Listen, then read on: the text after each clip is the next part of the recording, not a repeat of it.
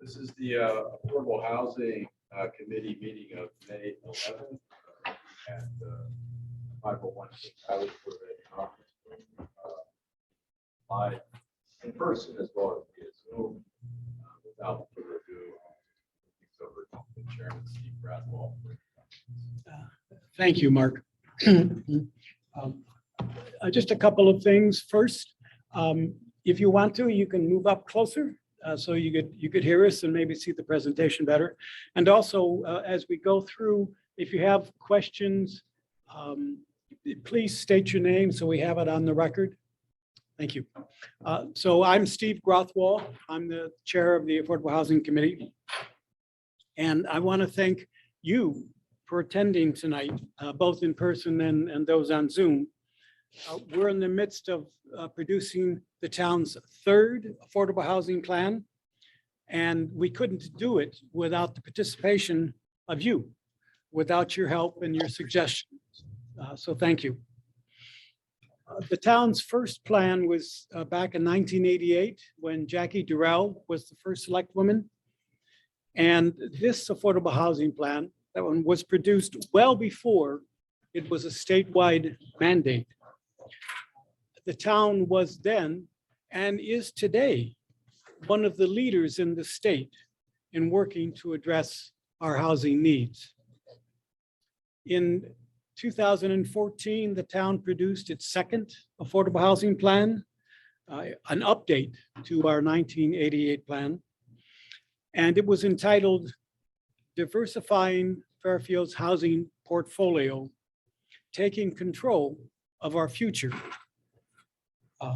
And sort of unfortunately, the difference between one of the major differences between the 2014 plan and the 1988 plan was, number one, the population has gotten older. We need more senior housing. And two, housing affordability became more and more unaffordable. The title that of Diversifying the Fairfield's housing portfolio was chosen to highlight two key elements. The goal was to diversify the town's portfolio to help residents, families, local workers across the board, not just quote affordable housing, but starter homes, workforce housing, and the like. And second, we wanted to produce housing in a way that is best for Fairfield, not a sort of one-size-fit-all approach that's given to us from afar. And one part of what we were trying to achieve was a moratorium, 830G, which would help protect the town from proposals that are not well located or well designed. And so now, working together, we're going to produce our third affordable housing plan. And this time it's part of the statewide mandate that all towns produce an affordable housing plan this year and then once every 5 years going forward. One key part of our 2014 affordable housing plan that I want to highlight is that that plan had a list of 11 goals, 11 action items. And to date, we've already accomplished 6 of them, and we're well on the way to accomplishing the 7th and the 8th. Can you maybe speak up a bit more with some folks can't hear you very well? Okay, sorry. Sorry. I will. When the town plans, as it has previously with the Commerce Drive, charrette, the Transit-Oriented Design Initiative, and the Affordable Housing Plan, when we do that, we can achieve good outcomes and we can achieve them in a way that is best for Fairfield. So with that said, I'd like to turn it over to Glenn Schalder from Planometrics. Glenn has helped us with the 2014 plan, and he's helping us again this year. And Glenn, before you start, let me just first acknowledge members of the Affordable Housing Committee that are here. These members, like with the other committees in town, all volunteers. They're giving their time and their energy to make Fairfield even a better community We have with us tonight Herb Lean Kuehler. Hope I got that right, Herb. Gwen Aparovich,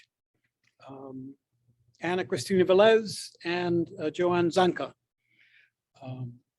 And let me also say that we couldn't produce any of these plans without the assistance of the Planning and Zoning Commission and its staff, Jim Wendt, who was here, and Emmeline Harrigan.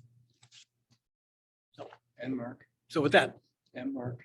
well, of course, and Mark. Yes. And Glenn, if you could speak up. Yes, I would certainly do so. Can people hear me, or would I can go to the microphone and I'll work from here then, if that's okay with you. My name is Glenn Schalder. I'm with a planning firm called Planometrics. I've had, as Steve indicated, the opportunity to work with the town on preparation of the 2014 plan. It's been a pleasure to come back, see the progress that's been made on that plan, and now to work with the community based on the issues that face Fairfield and other communities around the state today with regard to housing issues. We put together a PowerPoint to kind of summarize the issues. So go ahead. Next slide.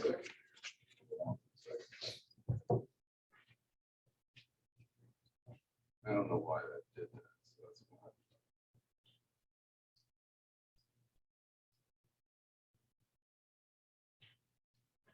See, okay. It's small.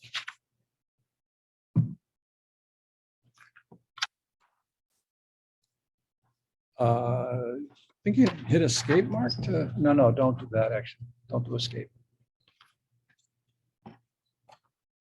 Up, down arrows or not? Page up, page down?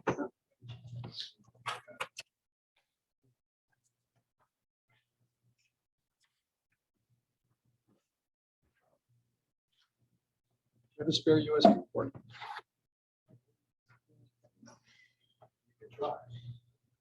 Say it again.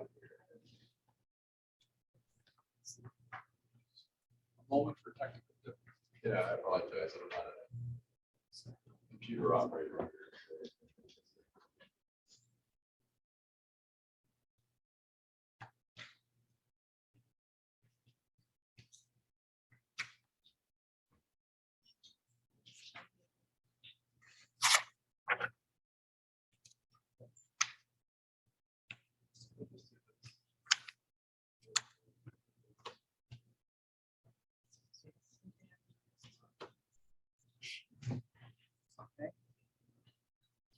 I will put that.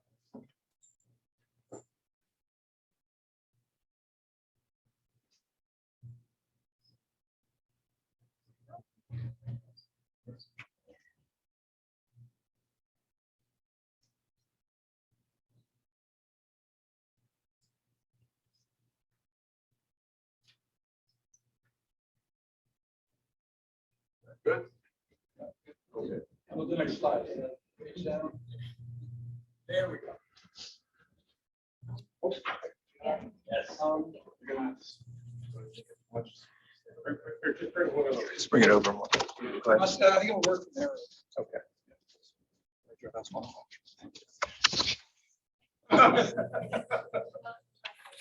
Actually, all right, technology. So as Steve indicated, in 2017, the state legislature passed a public act which required that all municipalities in Connecticut prepare an affordable housing plan by June 1 of this year. The plan is supposed to identify how the municipality will increase the number of affordable housing developments in the community. And was also indicated, the requirement is now also going to be that the plan be updated every 5 years going forward. So it's an important enough issue for the state that, again, they're requiring towns to do this and update it every 5 years. So for some towns in the state, this is the first affordable housing plan that they're creating. For Fairfield, we've got some experience and some history behind this. So next, if you would. These are the prior two plans that were done. The 1988 plan was really a very forward-looking document because most communities in Connecticut at that time had not really realized what was happening with housing prices. It was a badge of honor that our houses were more expensive than other places. And so the issue in terms of who was being left out of the housing market was first addressed And then in 2014, these issues again, and what sort of strategies would be appropriate for Fairfield to consider for the future. And this graph, I think, is very telling as to why communities in Connecticut are required to do this. What this graph shows on that orange line is the relationship between average pay and average sale price of a house. So when the orange line gets higher, housing becomes more and more unaffordable. And so if we look at this graph, there's a red line there, or a horizontal line. Hopefully you can see. And that is when housing costs about 3 times somebody's income. And that's generally considered to be a threshold of affordability. So that if a house is more than 3 times your income, it's harder to afford, and less than 3 times it's more affordable. What we find from this data is in the late 60s and early 70s, housing was less, it was about 2.5 times or 3 times people's income. So if anybody in the room was fortunate to have bought a house during that period, it was affordable to you, and you know what's happened with price appreciation over the years. But starting in about the early 70s, it bumped up to the threshold of affordability. And that blue dot that you see there, roughly midpoint in the graph, is 1988, when Fairfield created its first affordable housing plan. And again, it was bobbling around the line, but it was creating stress in the communities. Kids couldn't live here. Some people had to move out because they couldn't afford the housing.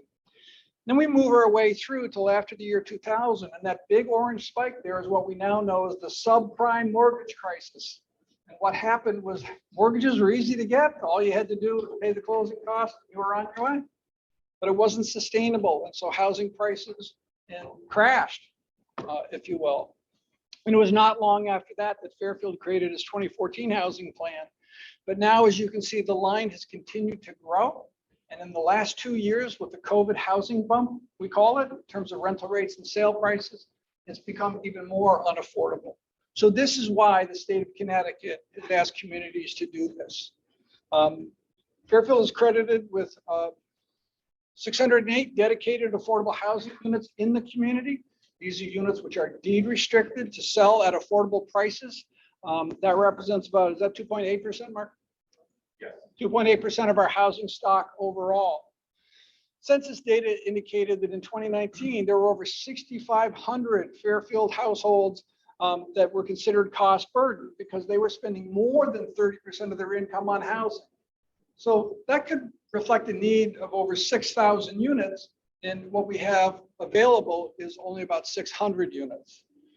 The United Way reports that about 28% of the households in town are what they refer to as ALICE households. ALICE is an acronym for households which are asset limited, so they don't have a lot of portfolios.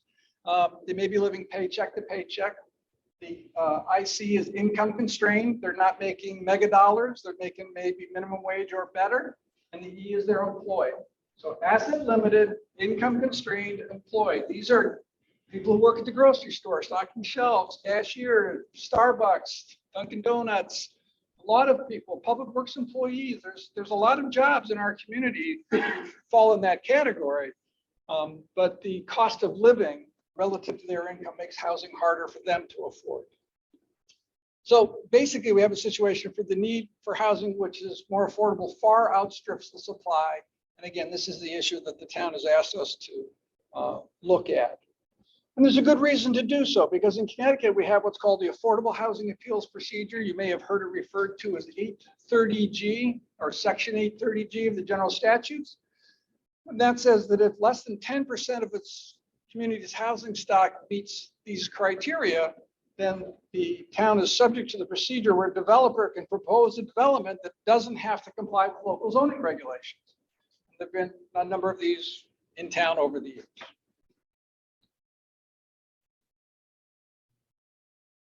So to address this, Fairfield has created, again, an updated affordable housing plan. It has 2 primary goals.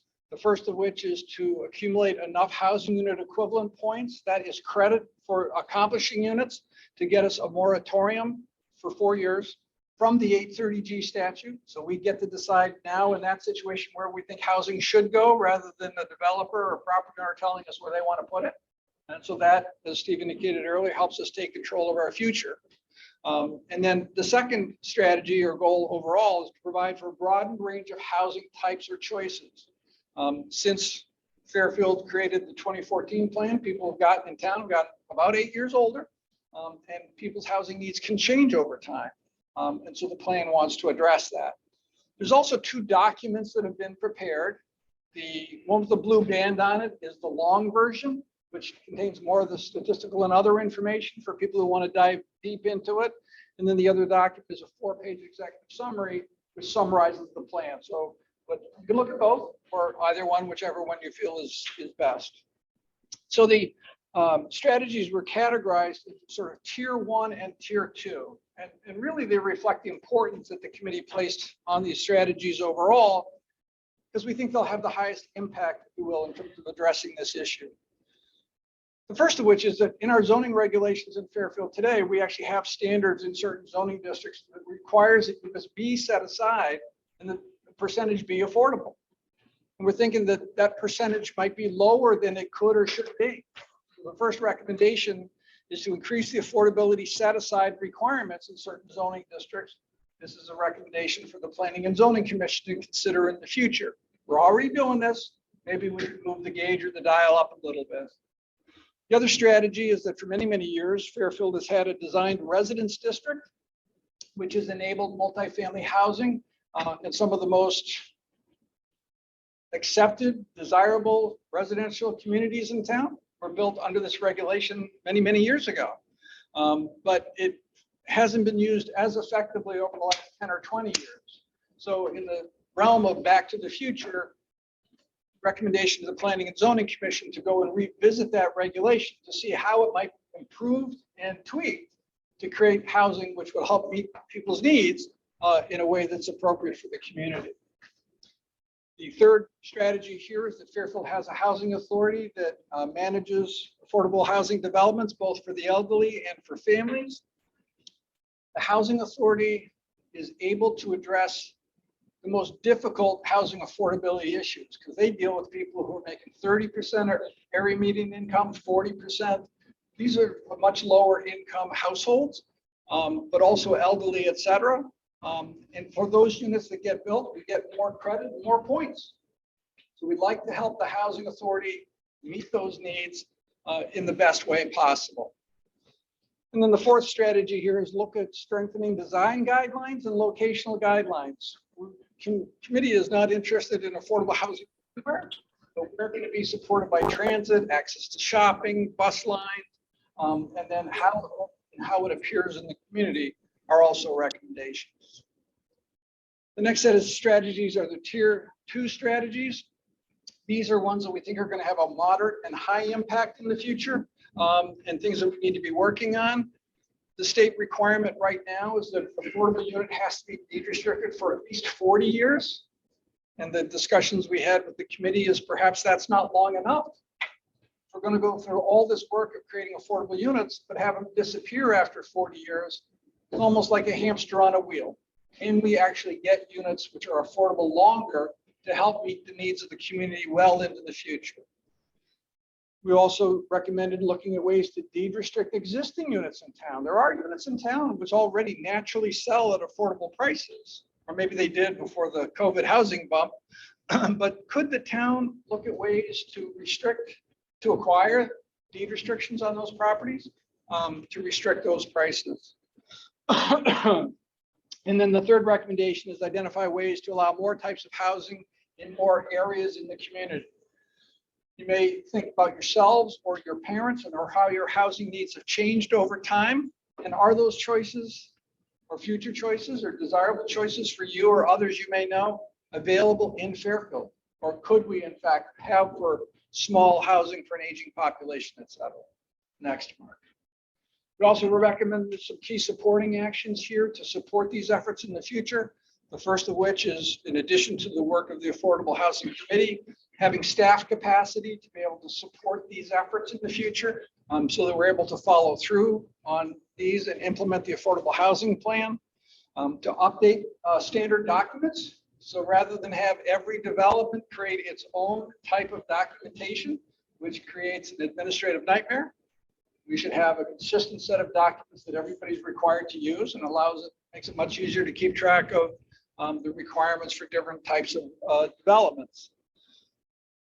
Each development is required to have an administrator. The administrator is in charge of qualifying the households to occupy, validating the sale prices or the rental rates, making sure that everything comes together the way it's supposed to. If you don't have a qualified administrator, the units become unaffordable simply because nobody was watching the shop.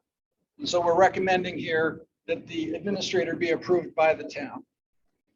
Finally, the town has had an affordable housing trust fund since 2018, I believe it was adopted. It was one of the recommendations in the 2014 housing plan. It's worked out well for the town in terms of allowing the community to have money to address housing issues. And we recommend we continue to work on that fund and with that fund with guidelines for how we can use it most effectively in the future. And that's kind of an overview of the plan and its key recommendations and strategies. Thank you very much. Thanks, Glenn. Mark, one question. People on Zoom, how can they ask questions? Go in the chat, raise the hand. Yes, for those participating online, recommendation would be to put a request in the chat, and we'll recognize you, and otherwise we'll entertain questions from the audience here, perhaps. Yeah, okay. Before we start with questions, I just want to mention two other people from the Affordable Housing Committee that could not be with us in person. I think they're both on Zoom. Janice Bouillabaisse and Heather Dabrowski. So with that, after Glenn's presentation, do we have questions?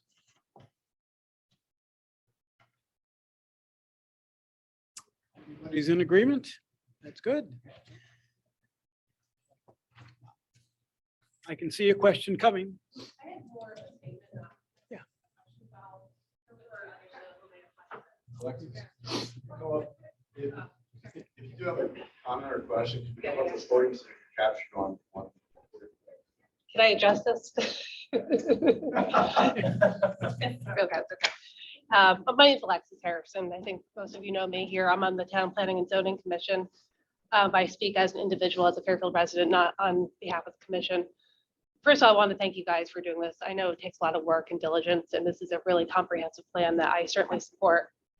As I say, I speak for myself tonight.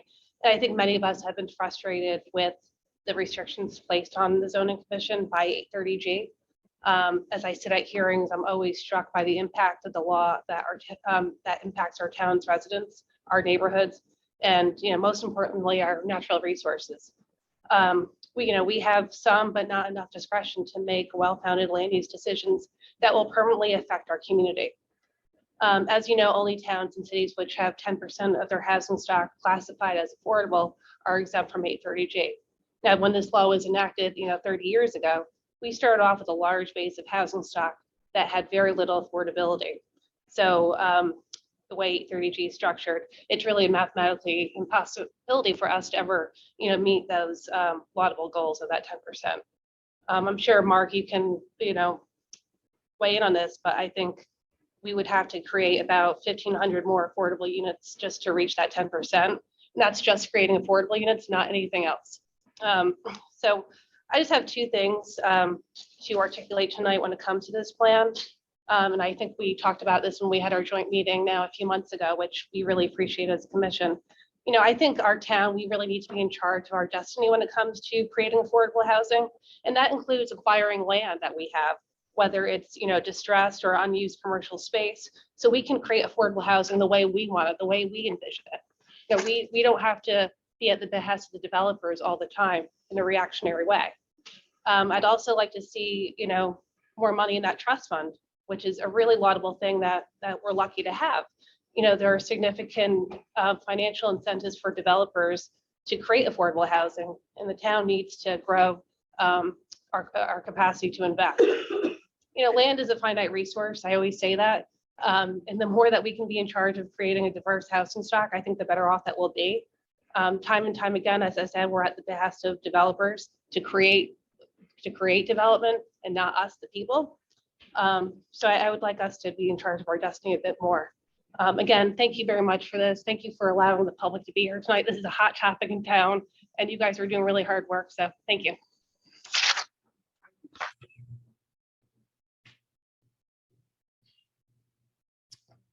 Any more questions or statements?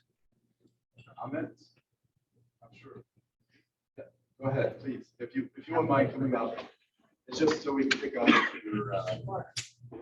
Hi, I'm Carolyn Aladino. I just had a quick question, and Mark, you and I have kind of spoken on email a few times. How close are we now to the moratorium in terms of points? We're about 50 housing unit improvements point short. Okay, So one very large project, or like one good sized project or a couple of small ones probably will do it. The issue is that you only count those points once they've actually placed in the service. They have to be constructed. Yep. As a certificate of occupancy issued, and then we can make the application, file all the information, make the application to the state, and then the state has to review it.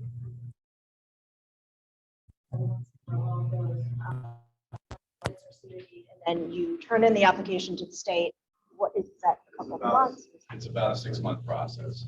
Okay, so in that meantime, does that mean any other development can come in and, Yes. okay, all right.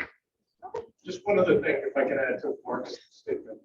Jim went, I agree. There are enough units that have been authorized that have yet to be built that would qualify. That's the caveat, right? But for them, we can't compel them to implement a project that's been authorized. There's quite a lot of points out there on the table that if they're built, we would be there, even if there weren't any other additional applications. Okay. So, But again, but in that those intervening applications time, can still come through. any application can Okay. still be made up until the day before the state grants that. Thank you. Let me just add one other thing as it relates to timing to what both Jim and Mark had said, that you should understand that it takes 2 to 3 years, maybe even longer, to build a development. And so if somebody submits an application for housing under any of the parts of our zoning code, but if it's under 830G as well, they can submit it in June of this year, but it may not be C of O. They may not get a certificate of occupancy until 2025. And so we'll still be open to other 830Gs until we get the moratorium. It should be noted that a moratorium is only good for 4 years. It's not. So we put in here that the notation, the observation made that it is a temporary moratorium. It's only valid for 4 years. It provides temporary relief. And then the thought, I guess, the thought from the state level is that you're in the process of then compiling enough points to apply for a subsequent moratorium. And at least in the case of Fairfield, the threshold for the subsequent moratorium is lower. You don't need as many points to qualify, but it's still high. How many are still out there? So you issued building permits, but the builder has not started. Do we know how many are, pending Yeah. occupancy? So like, do we have 100 that would come to the builder stuck their shovel in the ground? Yeah, we do compile that list and we have that, we provide an update I provide an update every month to the Affordable Housing Committee on that. But there are a number of units outstanding. I could probably grab the number, give me a second. But, And I'm just curious, 830, does it have to be apartment dwellings or can it be condominium dwellings? Can we be building houses that look like houses instead of apartment buildings to be the same way to? My favorite Well, subject. you can do both ownership and rental under 830G. 830G is what private developers typically use to override local zoning. So I think what we're proposing is an approach that doesn't necessarily rely on 830G to satisfy our housing needs, but rather come up with strategies where we can create housing units or better utilize existing housing stock to meet our affordability requirements that are more appropriate, more contextual to the neighborhood. So creating affordable home ownership or, smaller duplex units, that type of thing that fit more into the neighborhood. We do have 44 affordable home ownership units, all of which have been developed by the town itself. So there are starter homes out there that are deed restricted. And importantly, because the town was involved in creating them, they're deed restricted in perpetuity. So they don't go off restriction in 40 years or 10 years or whatever time frame might be. Good question. Yes. Thank you. Are we actively trying to acquire land versus, duplexes? I know you guys did a great job with Greenfield last year. But are we actively looking at parcels of land that are available right now where we could build something? Like, still thinking like cluster homes for seniors. Yes, I don't want to get too off track of the plans. I know that's why we're here, but. The question was asked whether we're actively looking to acquire property in town. The town, through the RTM, did approve the purchase of 244 Greenfield Street using funds from the Housing Trust Fund. It was a small, very modest single-family home, but it was next to a piece of open space that the town could potentially use to create a couple of duplexes. So that's an example of doing that, and those duplexes are conforming in the sense that they are consistent with our local zoning regulations by and large. But we are actively looking at our inventory of both town-owned property to determine whether or not the current use is appropriate for other potential uses. And we're also looking at whether there might be opportunities to acquire additional property in town using the Housing Trust Fund or other sources. So I know Herb is kind of heading up a subcommittee on the Affordable Housing Committee that's looking at our inventory of town properties to exactly that. Yes, Alex. Alex Durrell, argument. You may want to, if you can come up, Just 2 points. I'll try to relate the question. Yes, When I heard, all right, so basically you say there are 50 affordable housing units using math. That means if we have 175 1030G or 830G type of housing, we'd have 50 affordable housing units. So sort of like the magic number is 175 now. Does that make sense? Because 30% of 175 is 51, and you just said we need 50. I know there's various things. It's a complicated formula. An 830G development, only 30% of the units have to be affordable. The other 70% are market rate units. You do get a certain amount of points for even market rate units as part of a set aside development. You only get a quarter point for those, but you get a 1.5 for rental units at affordable at or below 80% AMI. You get 2 points for units that are deed restricted at a lower income threshold at or below 60% of area median income. Sorry if I said AMI, it's area median income. So it really depends on makeup of the development. Glenn brought up the case with the housing authority. So when the housing authority does a project, they may use 830G as a tool because it may not meet our current zoning regulations.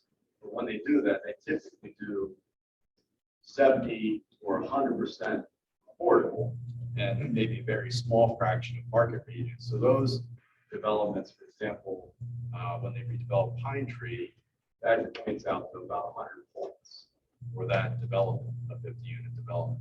So you can get more points depending on how deeply you target the income and how many affordable units you make as part of your development. You get fewer points. Fewer points. Just one more, to add on to that, one more thing is it doesn't have to be 8-30 development or a unit within that to count as an affordable housing unit. Any deed restricted unit counts. So if the town does a project for 100%, it doesn't necessarily be deed restricted. Right. Or, for example, the inclusionary requirement that Glenn referred to presently stands. Any development that's 10 or 14 units, 10% of the units have to be set aside by local voting. What this plan is suggesting is considering bumping that up to a higher percentage. Right. But those those units, even though it may not be 8-32 projects, will contribute. They count to the magic number. Okay. So what we're trying to do is get away from the 832 project. Yeah, because those are dictated by other forces. We're reacting as opposed to being more proactive. Right now, we're subject to it. That's the state law. But given our preference, we prefer to be able to decide what type of housing we need, where we need it, what that should look like, what kind of affordability it should require. All those factors we prefer to making those decisions ourselves. Obviously. All right, thank you. Say, Mark, I think it might be interesting to talk about how we compare with other towns in terms of the mix between deed restricted units and assisted housing units. So if you were to look at the question that the Black Cooler from the committee had asked was, how do we compare to other communities in terms of our makeup of our affordable housing inventory? What is noteworthy, if you look at communities that have achieved a moratorium or achieved status where they have 10% of their housing stock is recognized by the state as affordable. Many of those units are made up of what is assisted housing. Assisted housing is government subsidized housing, something like what the housing authority does. We have a very small housing authority here. They have approximately 80 units under management. You have other housing authorities, even comparable communities, Fairfield, where there have several hundred, 300-400. Each one of those counts, sometimes significantly, towards achieving their affordable housing goals. So if you were to look at and compare communities of similar size to Fairfield, West Hartford, Camden, and look at their inventory of affordable housing, what you'll notice is that our inventory is primarily made up of deed restricted units. In many other communities, the bulk of their inventory is made up of either assisted units or units that are provided by the state in terms of chattel-backed mortgages, which count towards your inventory, or tenant-based rental, otherwise known as Section 8. So all those things do count. Here, This is an ad. I gotta mute mine. Hold on, We've Kathy. been hacked.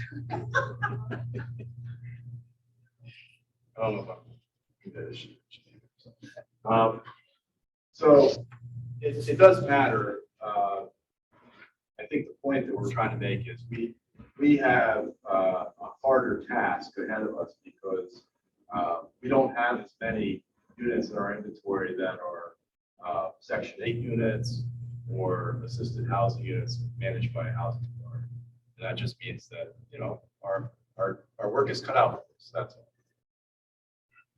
I forgot one other question. The Sunrise Park, whatever they're called, down on Stratford Road, the ones in Fairfield, they don't count, but the rumors, the ones in Wilton do count towards affordable housing. Is that correct, or is that? You're talking about the assisted living? Yes, yes.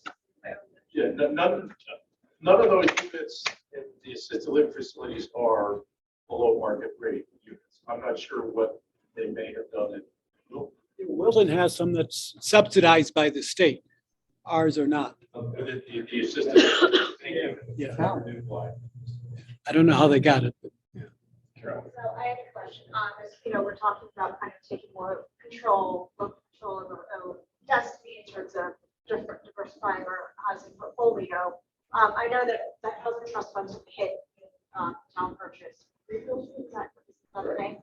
How much is left, and what are those main sources of funding for the housing trust? How does it get? So the primary source, the question was asked, what are the primary sources of funding for the housing trust fund? So the primary source right now is a supplemental fee that we charge for all the construction and building additions in town, both commercial and residential, through the zoning department. So it's based on 5,000 assessed value of the permit that goes into a dedicated into the housing trust fund for our use. So we have been able to generate over time about $1.5 million, which we used to acquire 5 properties today.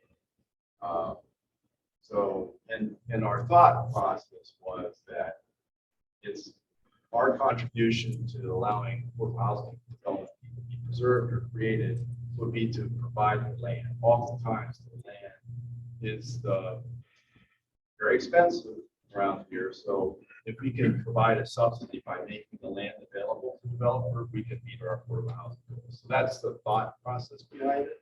And we have about $200,000 left in the account right now. It does generate fees every month, but I think one of the suggestions that Alexis and others have made is to look at diversifying the income streams there. We have received donations in the past, which make a more concerted effort to solicit donations with the fund, but there might be other avenues as well. We looked at foundation and grant funding as well. So, that's another thought, to grow the housing trust fund so that we'd be able to. The present rate for just on the inclusionary zoning fees is averaged about $460,000 since it's inception. Interestingly enough, a good chunk of that has been paid by the 2 universities in their growth that they've both achieved in the last several years with their large projects. It's substantial. And to put the number in context a little bit, to build a new apartment, not just in Fairfield, but in Connecticut, runs around $300,000. And so if we get $400,000 a year in the trust fund, we could build a unit. And as Mark said, the land is very, very expensive. Fairfield is a really attractive town and for developers as well. And so if the land is almost becoming available, they'll find out about it. And it's really hard for the town to be as quick and to be able to offer as much as the private sector can. For those participating online, I know Kathy, you've been in and out, but if you have a question or want to answer or have a comment, just put your name in the chat and I'll recognize you.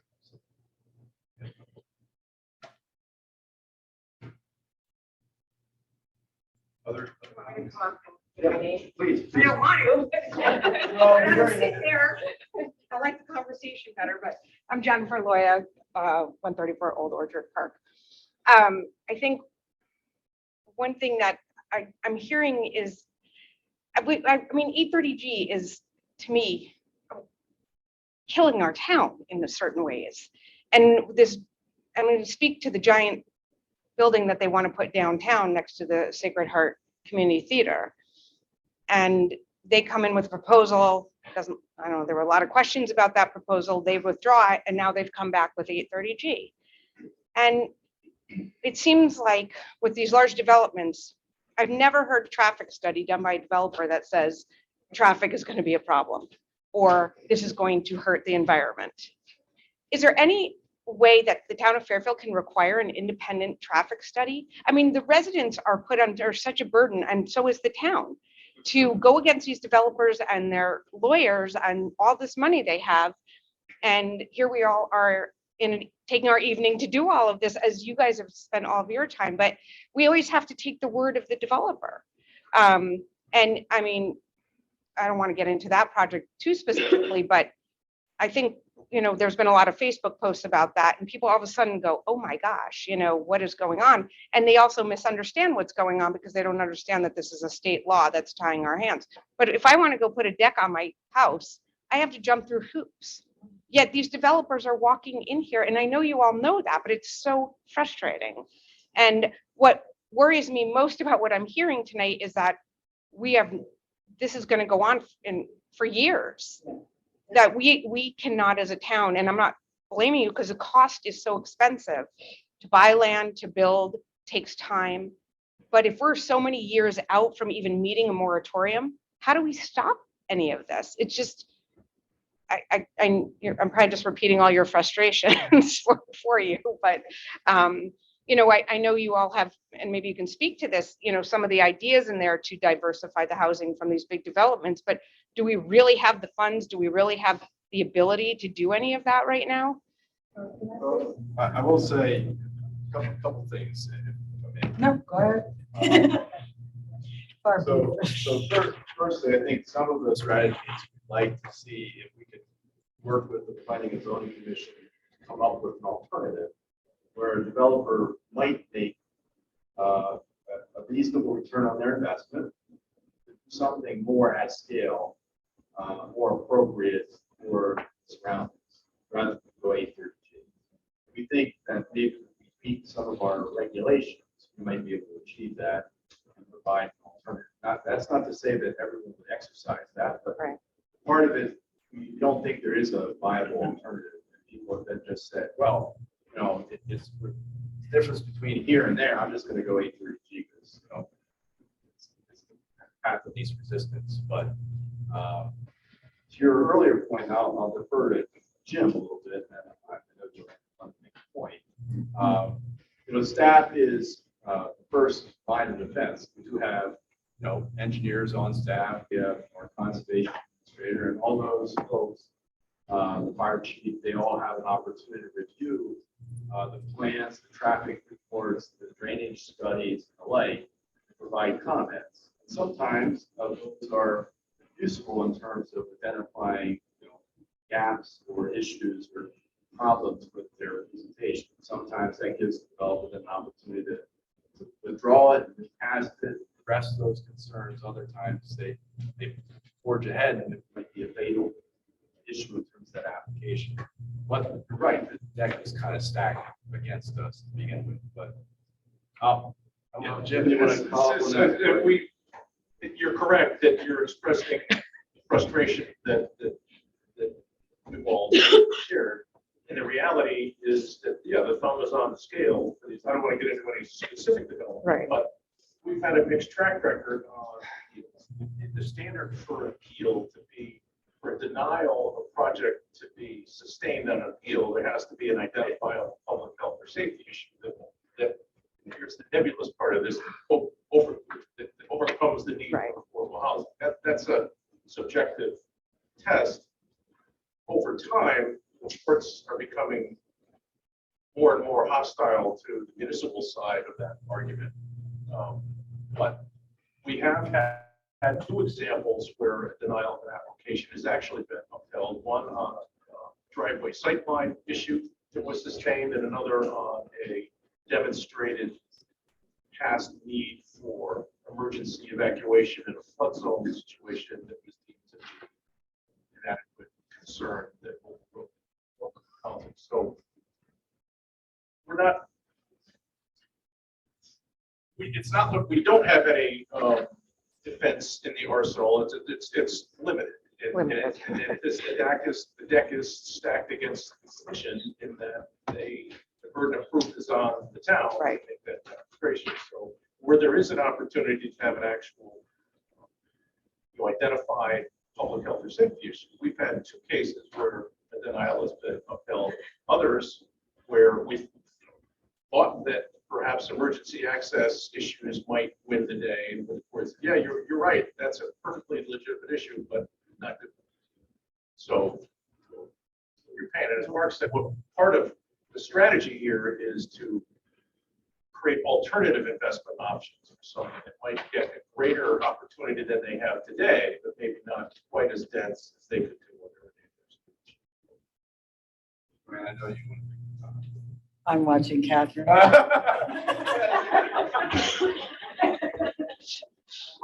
Okay, so I've had an experience prior to coming to Fairfield as far as city council, planning and zoning and all that. And I think a big part of the problem, you mentioned traffic and everything like that. Traffic studies aren't normally done in real time. Okay, we went through this with a lot of buildings where I used to live, and they were doing traffic studies in the middle of the summer. Okay, when there's no kids going to school, there's no school buses, most of the parents are home with their kids. I think what we need to do in the town itself is required, when you're building these things, to require real-time traffic studies. I live over near High Street. It's gonna be a nightmare if this goes through. We already have little NASCAR on Jennings Road. So we did not do a real-time study. A real-time study to me is between 6 in the morning and 5 in the afternoon, or 6 in the morning and 9, and then again from 2 to 6. They don't do that. They do it when there's no traffic. So I think the problem here is we're not getting the results we're looking for.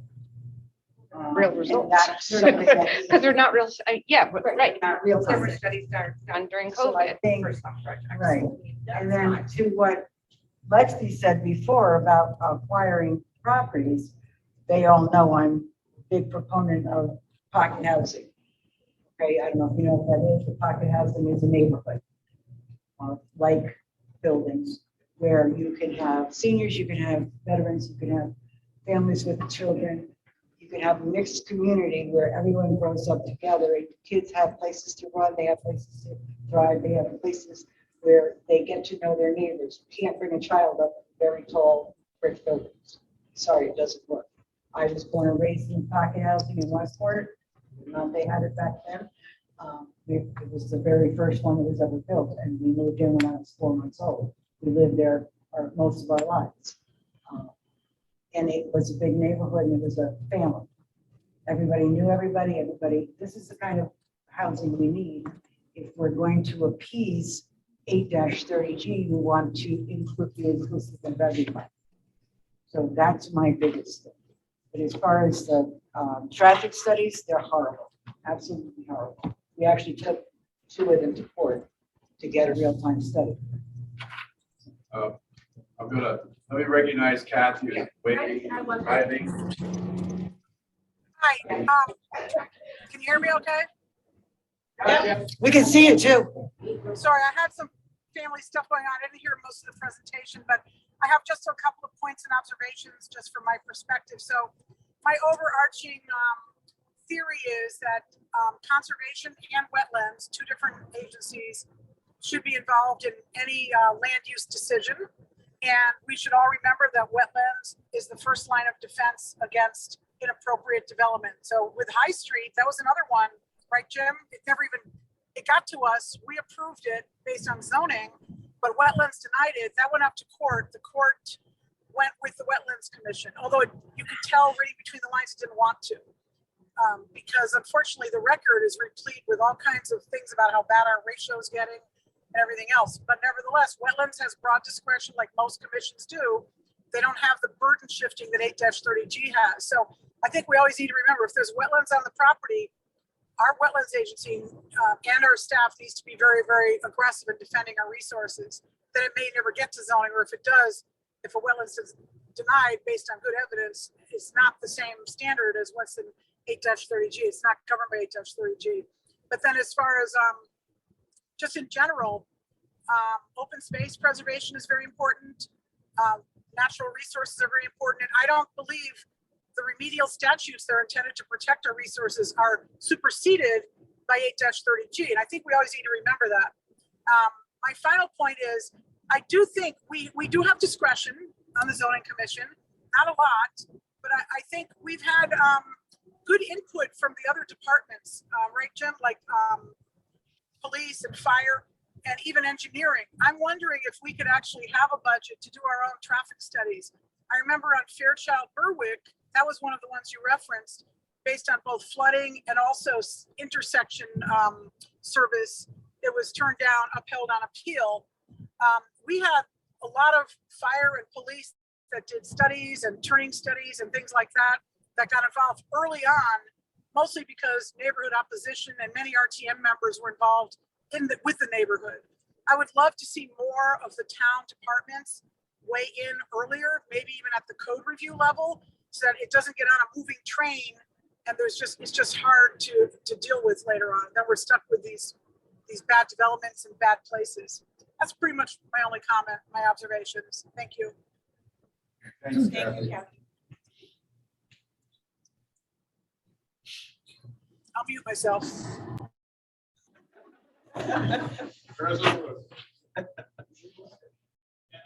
Yeah, great. Sorry about this. It's not because the Orioles are ahead of the Red Sox right now, baseball. Sewer capabilities. I know that's a big deal with affordable housing or any type of housing. What percentage of our town doesn't have the sewer capabilities to support? I don't want to say 830G, and I'm not trying to divide the town, us versus them or anything like that, but I think you know what I'm trying to say. Yeah, I have a map in my head, because there is a map of where Right. the sewer area is probably 30% unsewered. So that's Sewered, but right. again, just having sewers available isn't the entire story. It's whether there's capacity within that system Right. to do it. So that is, and I don't, I'll say this respectful of all the comments that have been made thus far, but I think we're kind of getting a little into how do we defend or an 8-30G application versus the broader goals of trying to get more affordable housing in general. But having said that, sewer capacity is a legitimate issue on a development application or affordable housing application. Provided, say a developer bought a place up on Congress Street and they wanted to do Sure, if 830G. someone's proposing a development of any kind in an area that does not have sanitary sewers, they would have to provide an on-site system that would meet the standards of the state code, which is harder to do the more dense you get. There's, the technology's got different for community septic systems now that the state can approve. But if an unsewered area would have to meet a specific septic code.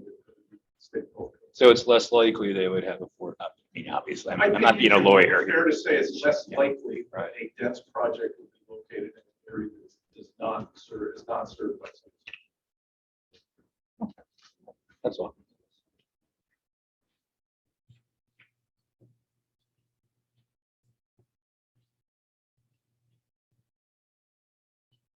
Suzanne Miska. I've read the report and where I have a problem is we have intent, which I think intent is very good. And then we have the side of reality. And my concern on some of the documentation is that we are pushing for more density.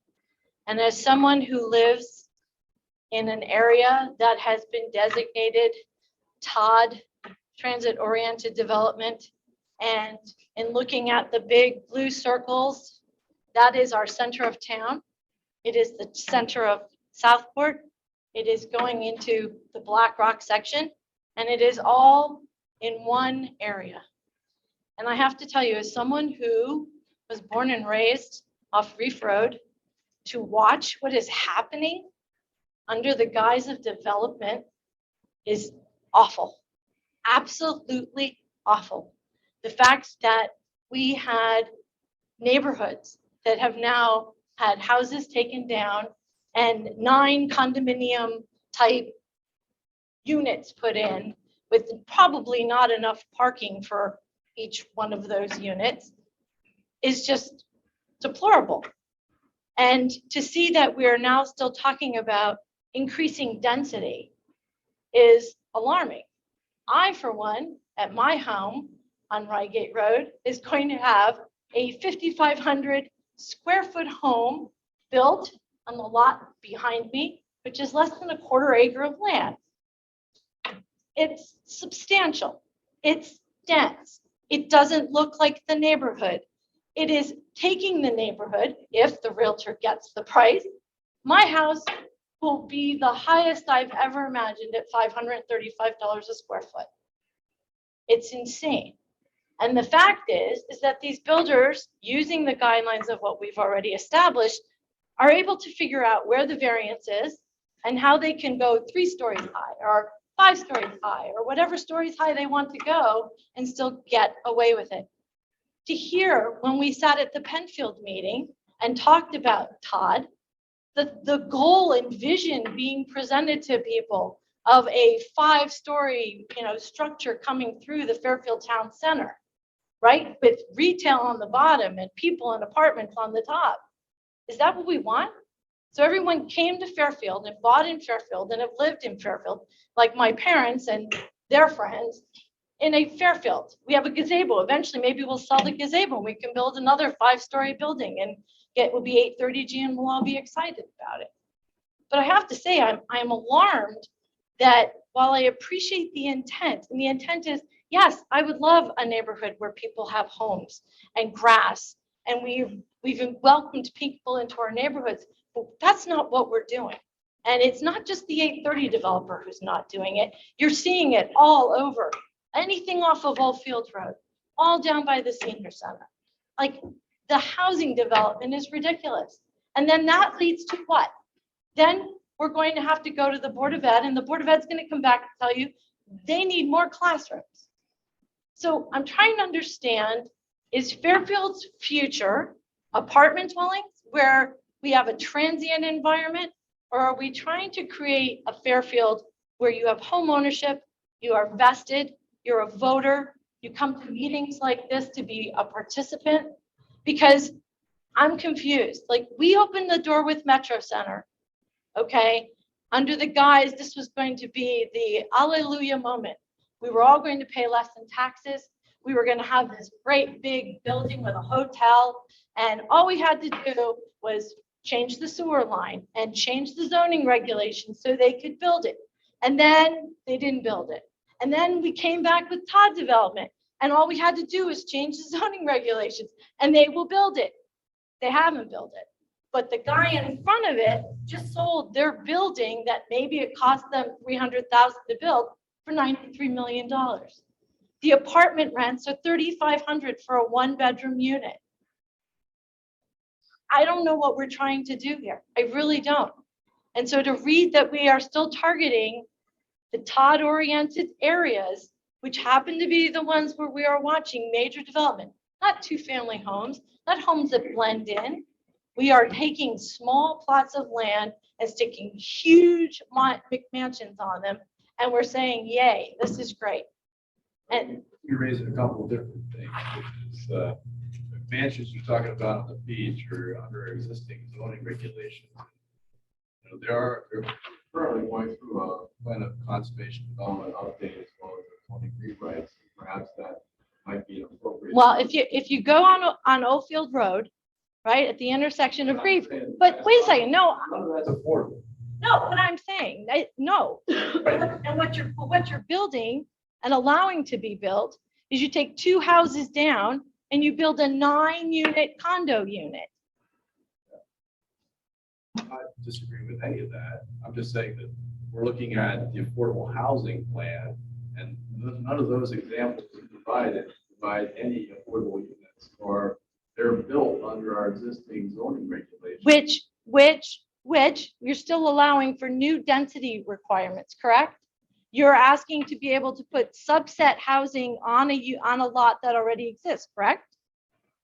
One of the strategies that was outlined initially was to consider allowing a greater density opportunity than you could have today as an alternative path, rather than someone creating under affordable housing application even greater densities. That's the strategy. So that what That would be like, you know, some of the like Mosswood or Greenfield Hunt, things like that that developed over time under the DRT regulations. right? Those are examples of that type of development. For better or for worse, it certainly was more dense than what our regulations provide, but less dense than an 830G application, for example. So, you know, one of the strategies is to look at that as an option, as an alternative. So the density issue outlined in this plan is related to only 830G and affordable housing and would not allow a developer to go in and continue to build, 8 units where 1 house stood? No, I don't think that's what we're saying at all. I Well, because think what we would like to look at, I know some members of the committee are interested as well, is looking at ways in which we could return to in areas where it's predominantly single family, 2-family, 3-family housing, how can we support that type of development, the pocket type neighborhoods that Renee was referencing, Right. as opposed to building large multi-family apartment buildings. That may be appropriate in the Fairfield metro center area. Right. It's not appropriate everywhere in town. And that's what we're seeing, is that, we're getting applications under 830G. One of the other things, I know you know this from your participation in that TOD study, was that our current regs allow for 5-story, 50-foot buildings to be built in the downtown. And actually, the recommendation for the planning study was to reduce that, to keep the height, was reduce the number of stories from 5 stories to 4 stories while allowing the first floor commercial.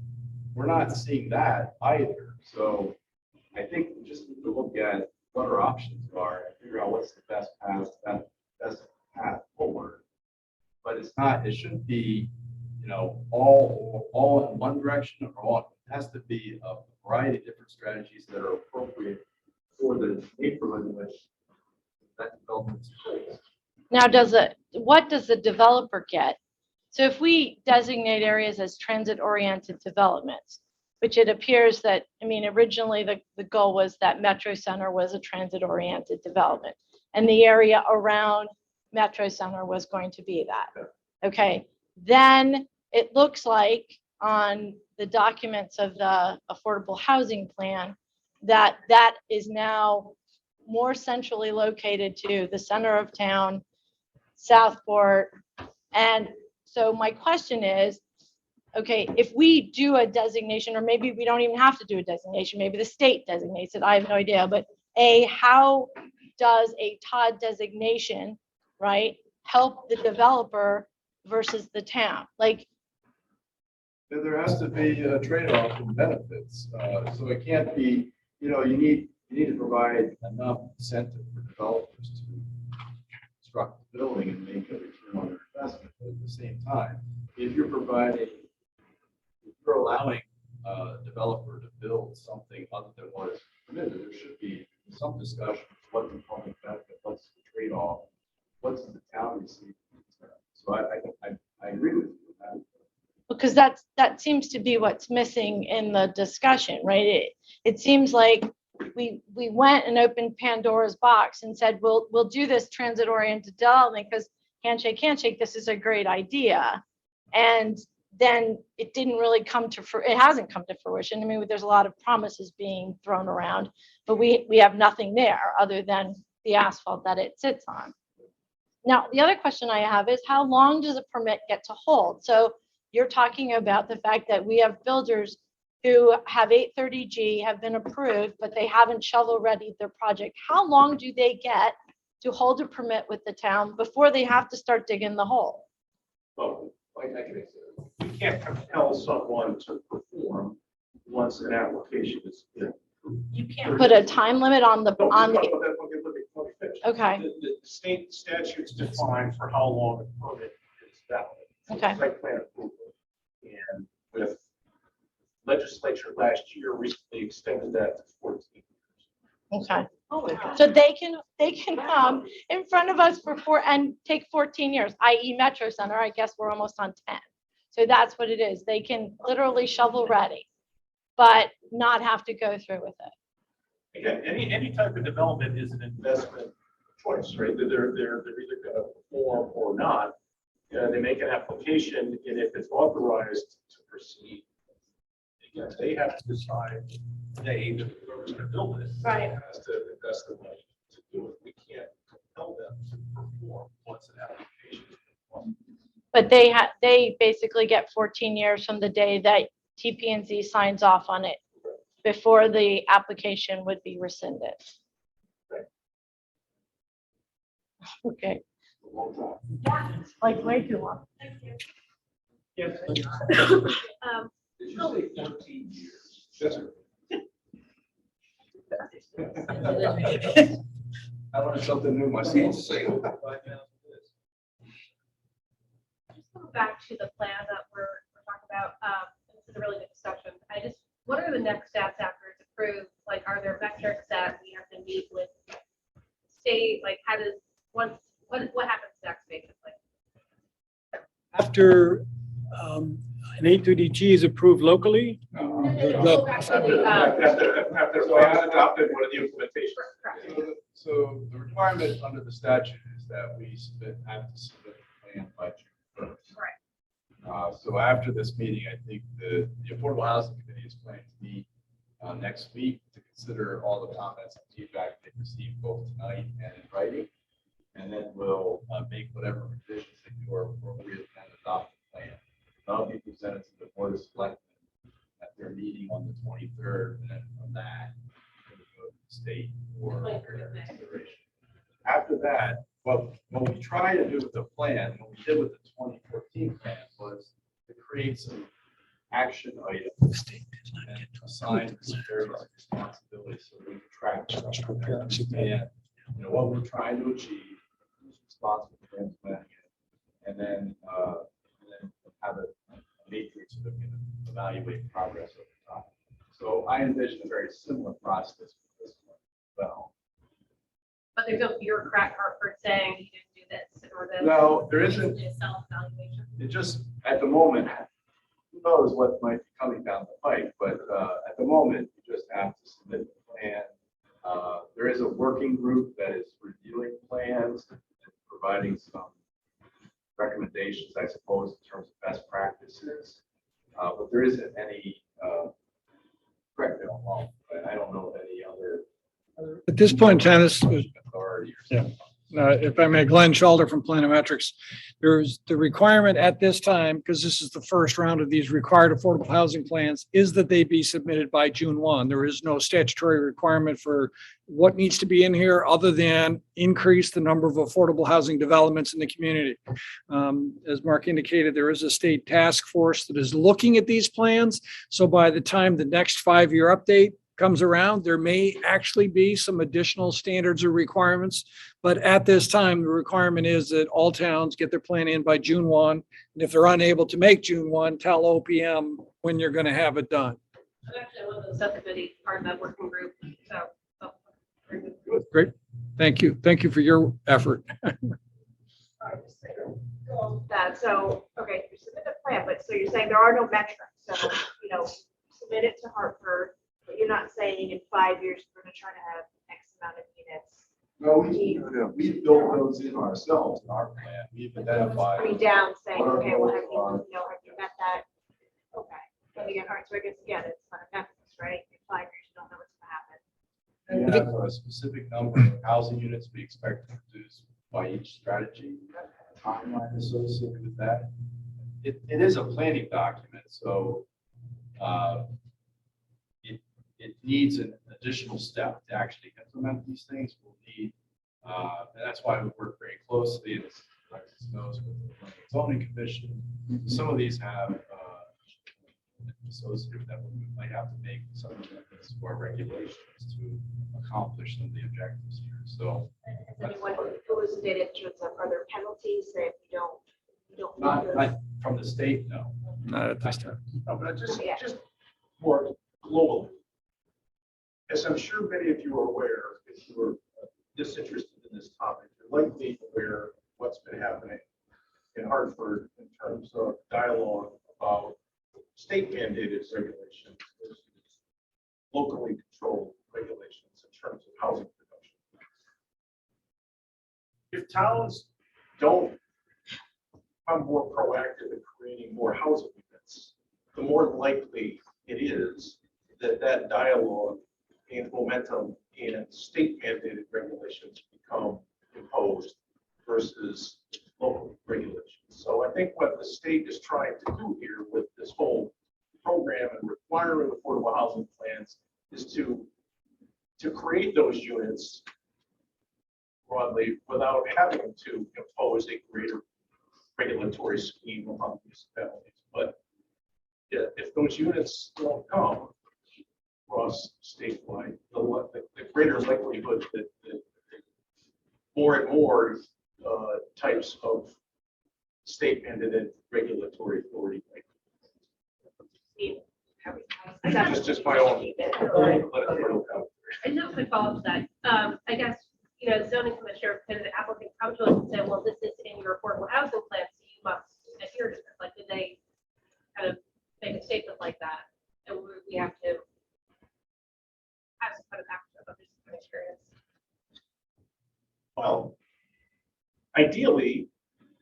if somebody's got a plan that achieves the goal of a locally adopted plan that's had public input, it, from my view, ought to be embraced. If it's achieving the goal of a plan that's been publicly endorsed, then that's a good thing.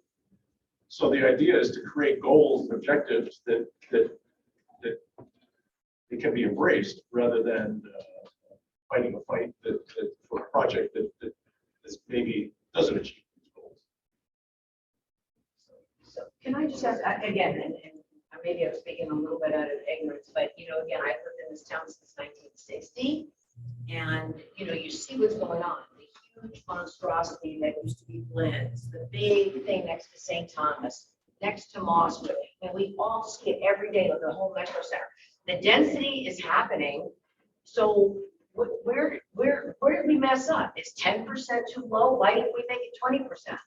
Why don't we take this piece of property known as the Exide Battery Factory right on the Post Road? It fits all the criteria near town, near the train station, walking distance.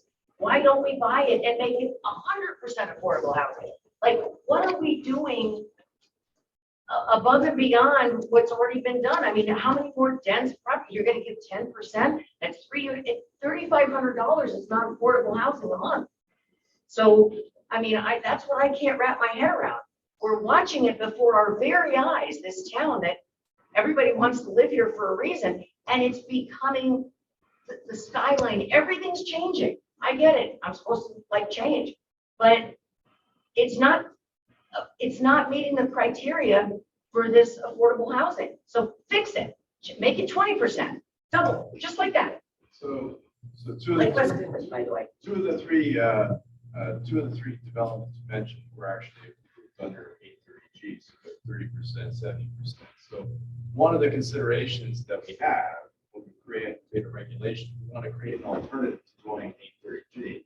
We have to make that more interesting, more attractive to a developer to be viable. Otherwise, they're just going to go the 830G route and override our goals.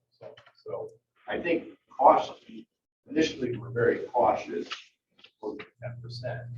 But you're right. I think one of our goals is to increase that to 10%, especially in areas where we're seeing larger, more dense developments around like a we think that should be up to help us achieve our goals. No question about that. But I think there is also a balancing act because we don't want to then create a disincentive for people to go that route and instead go 832 or result control. So that's what we're trying to balance right now. But what about the open areas like that Exide Battery? Like, I can't get any, I've asked, I don't know how many people, like, what's going on there? They still have the sign that says, call for lease and whatever. What is going on there? It's owned privately. I talked to the developer, the owner of the property, regularly. And they're waiting for the right proposal that would take them the most money. So where's Carol Warner? Is she here? Like, let's sell her. Like she did it in Westport. But the thing is, you can't buy it. It's not for sale, right? I realize that everything is for sale for a certain price, right? But that may not be doable with their expectations of what that is. So it does. There's a lot of different variables at play. But I understand, and I think part of what we're trying to do is come up with solutions that don't necessarily. And there's a place for apartment buildings. Some people need apartment buildings. They want to rent in an amenity-rich apartment. It still represents a very small percentage of our overall housing stock. 80% of our housing stock is single-family detached dwelling units. So the predominant housing unit in town is a single-family home. That's not going to change anytime soon. But it shouldn't be all about building that type of development. We need to have a variety of different type of housing options for folks. As they progress through life, your housing needs change. What was appropriate for me when I was 20 is not the same thing as when I'm 50 or when I'm 70. So I might want different types of housing at each point in my life. that housing exists in our community. We need to provide a lot of different options for people if we want people to stay in the community in which they grew up and continue to call home. Right, I guess that's just, the cocktail conversation or the coffee conversation about soccer mom, thing, which that's 20 years before now, but I'm just saying, we go down the coast road and between the Hyundai, whatever dealership, and this, there's like all this space that would be not so an eyesore. I'm sorry, that lands like all this, it's just like, oh my, like your jaw drops, like what happened? And what can we do proactively as a town to take some of this space and turn it into something that would be a lot of instant gratification, right? It's all about instant gratification. Google this, look up this, like Alexa, where's this? No offense to this. And Siri, where's this? You get answers like this, and we're just looking at this. We drive by it every day and say, what if? And maybe it doesn't fit parking, and maybe it doesn't fit, sewers. I don't know, but it just seems like we just have to get there faster and in a better way. Just offering more stuff at 10% or whatever the case may be, it's not getting it done.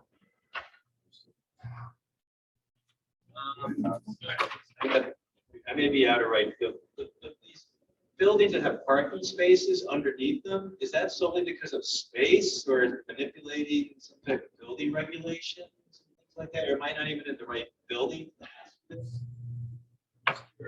Covered parking is more expensive to build than surface parking. So the fact that they're creating covered parking suggests they're paying a premium for the land and they need to maximize the development envelope. So I think it's typical where your land costs are high, so it allows for to underwrite the cost of providing infrastructure parking.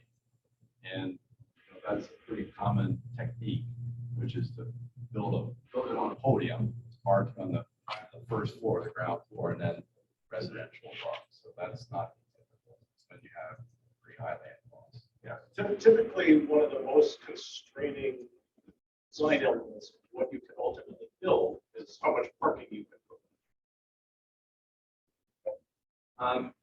One thing we haven't even talked about is climate change. How's that impact affordable housing, right? I think, I think the map that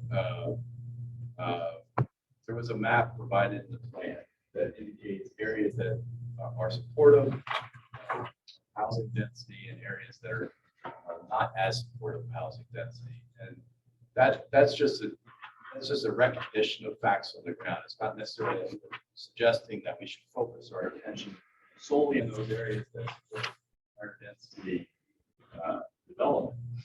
But climate change is one factor where we look at sea level rise, along the coastline, rivers. Those are areas that obviously train development they have to take into account. We have areas that have wetlands, slopes. Again, they're not as suitable for development. We have areas that are not sewers, so because of the technology, they can't support development density. So I think what we were trying to do is just look at those variables, and it was more of an observation as opposed to a specific strategy.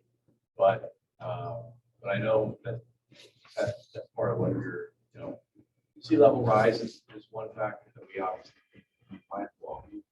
Before we started the meeting, there was a conversation about a piece of property that was available for sale in town. It was very attractively priced. The reason it's attractively priced is because it's in a floodway, which is not suitable for development. So I've had, as I know Jim has, with any number of calls because it's for sale.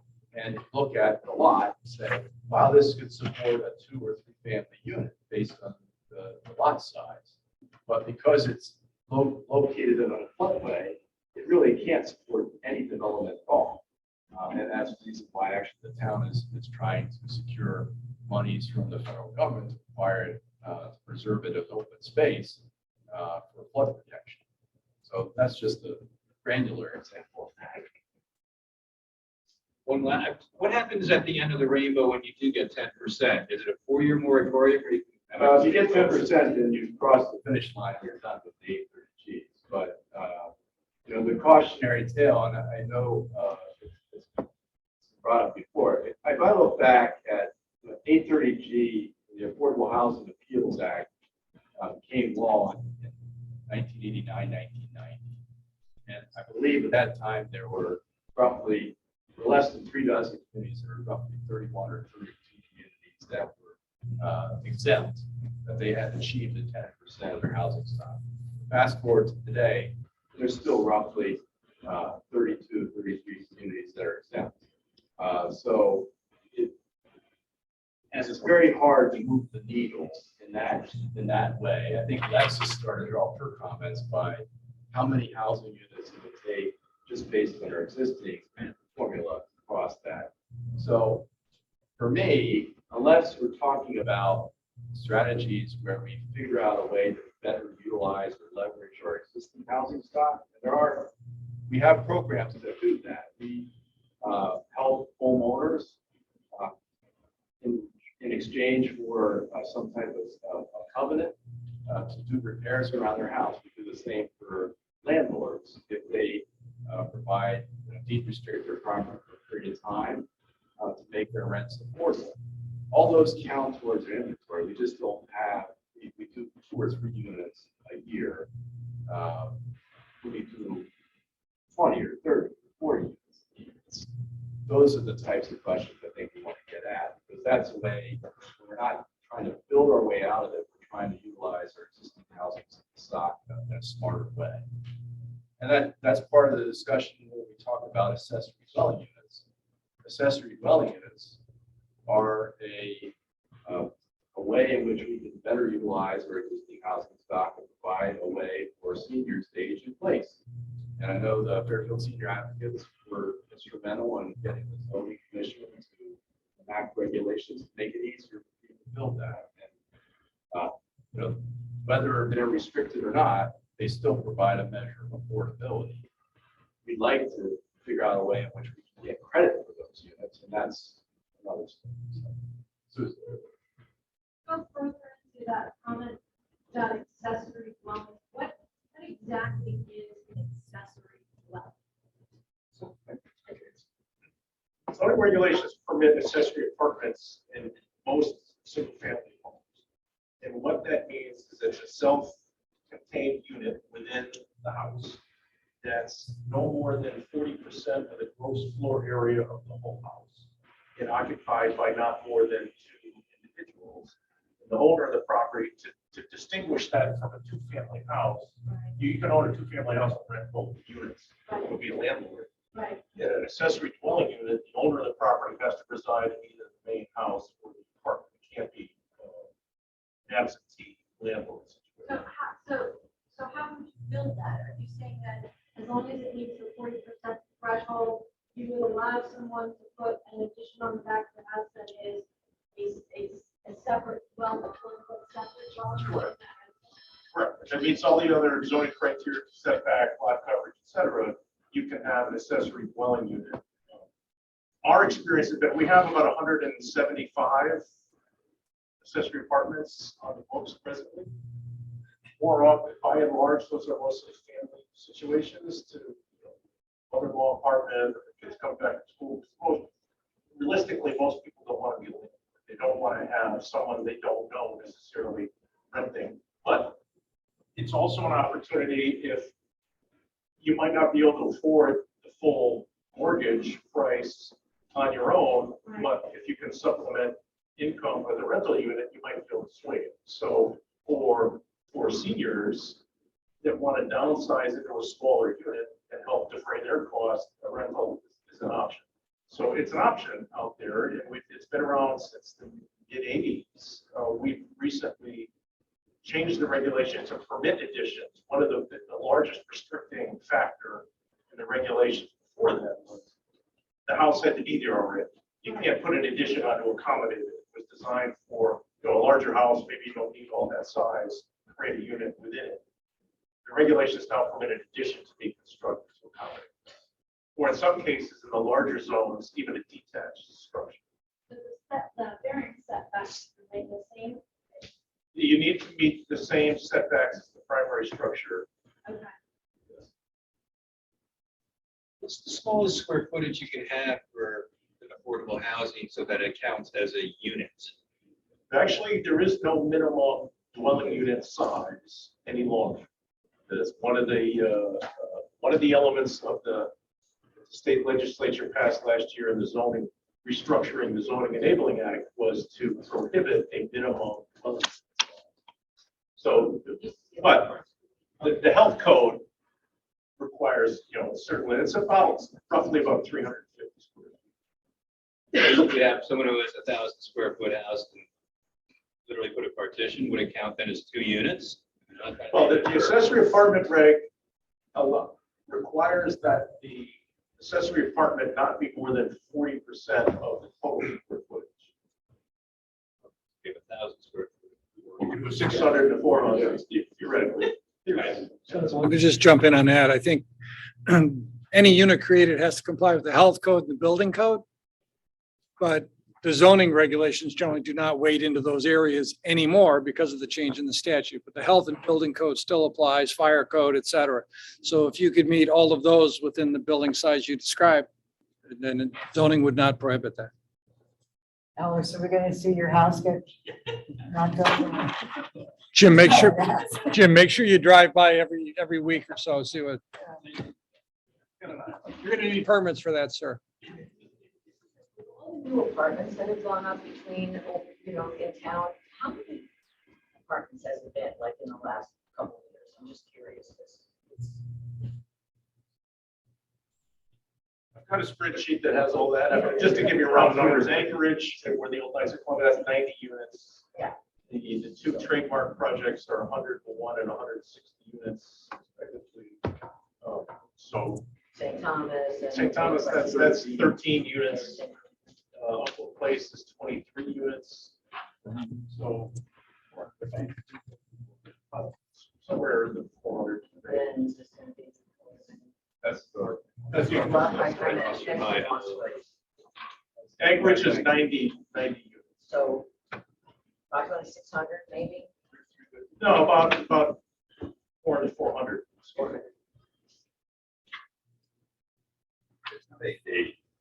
Capacity, you have any idea, like how much is too much in terms of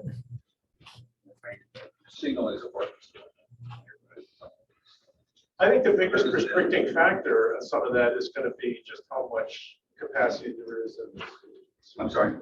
In the sanitary sewer system is going to be somewhat of a restricting factor.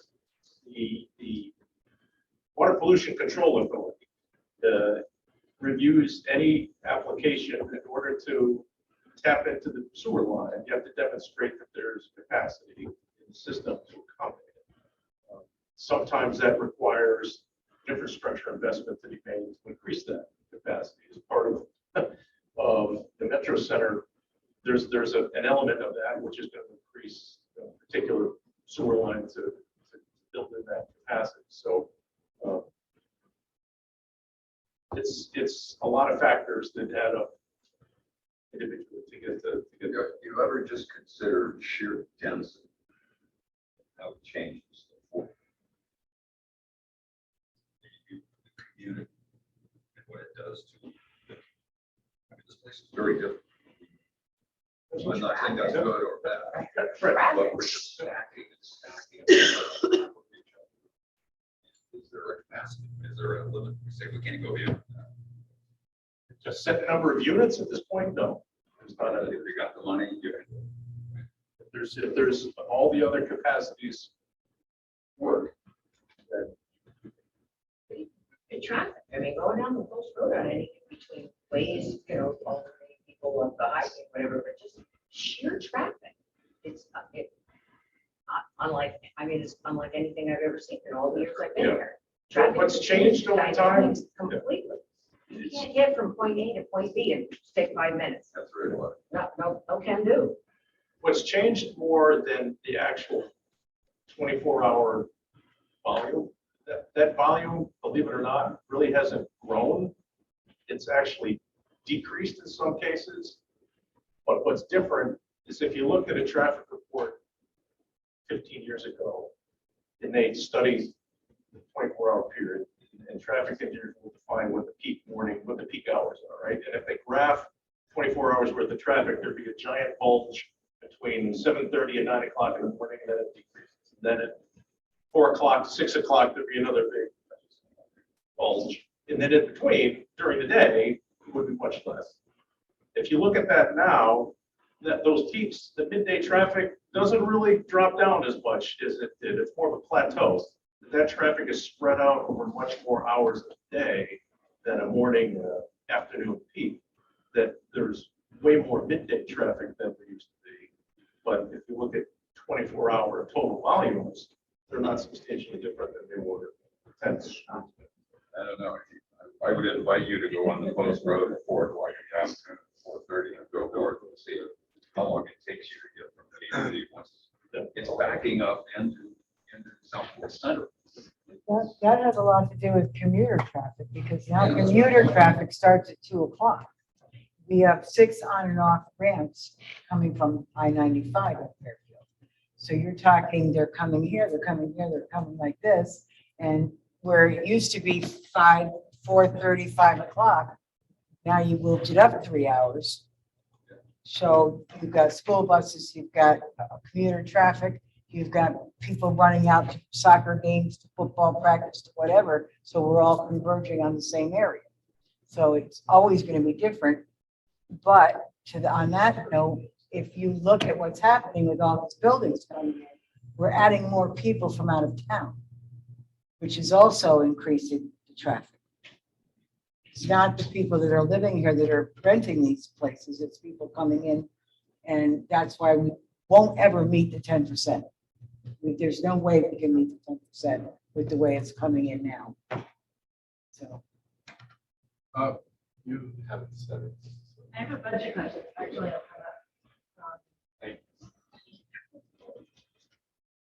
My name's- Not that anyone's listening online, but just in case. Oh, okay, sorry. I can sit next to it.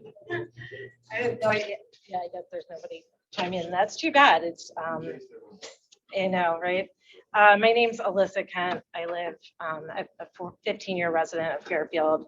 I'm an architect. I work in real estate development, not here in Fairfield. I work primarily projects in Hartford, Norwalk, and New Haven, doing multifamily housing. I have no interest in bringing that here to Fairfield. What I do have a lot of interest in is affordable housing and smart density for our town. And, you know, I commend the commission and staff on this affordable housing plan. I think it's really well done. I do have a few questions. But my interest really comes from, 15 years ago, I moved to Fairfield as a 25-year-old, bought my first home on Roanoke Avenue. And I wouldn't be able to live here if it weren't for buying that house. And that housing opportunity really is, we're losing it by the day, truly.